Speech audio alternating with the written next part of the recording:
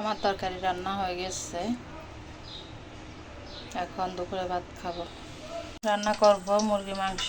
পরিষ্কার করে নিলাম। এখানে 1.5 কেজি গরু মাংস বড় বড় করে নিলাম।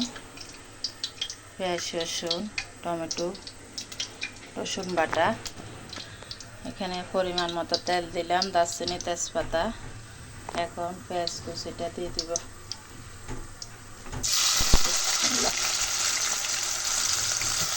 পেঁয়াজ বাটা নাই, সেই জন্য কুচি করে দিতেছি। এখন তেলের উপরে ভালোভাবে ভেজে নেব।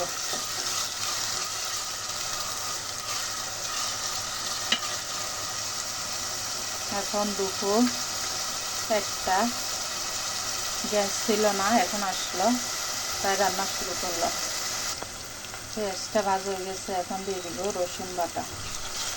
এটা সাদা মরচ, সেই জন্য আদা দিব না।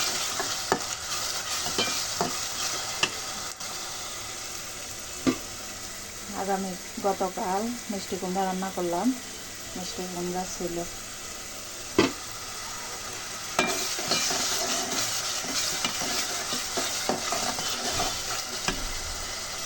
পাতিলগুলোতে রান্না করতে আমার কাছে অনেক ভালো লাগে।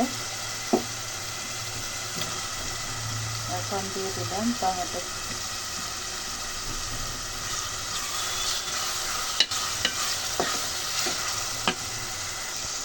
টমেটো পেঁয়াজ ভাজা হয়ে গেছে, এখন মরিচ, হলুদ, মশলা, লবণ।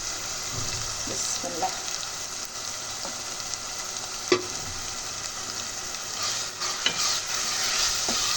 পানি দিব না, হালকা তেলের উপরে ভেজে নেব। এখন দিয়ে দিব চিকেনটা। মশলাটা ভাজা হয়ে গেছে।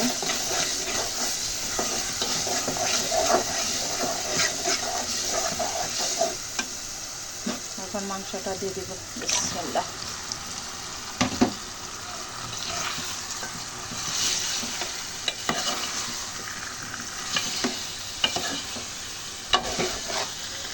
টমেটো দিলে যে কোনো তরকারির কালার সুন্দর দেখা যায়।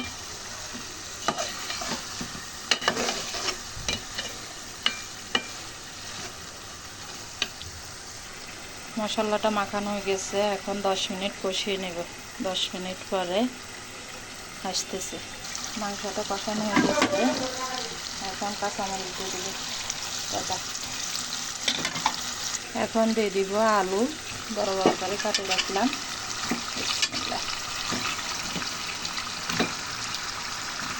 দিয়ে দিব গরম পানি।